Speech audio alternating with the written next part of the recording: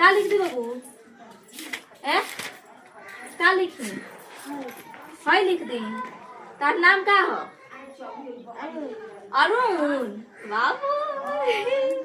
अरुण नाम का लिखी अरुण कुमार रुको अ रु न क अ रु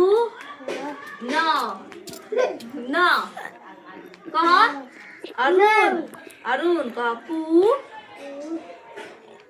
मा र कुमार कुमार बोला ख ख अंगना क ख ख ख ख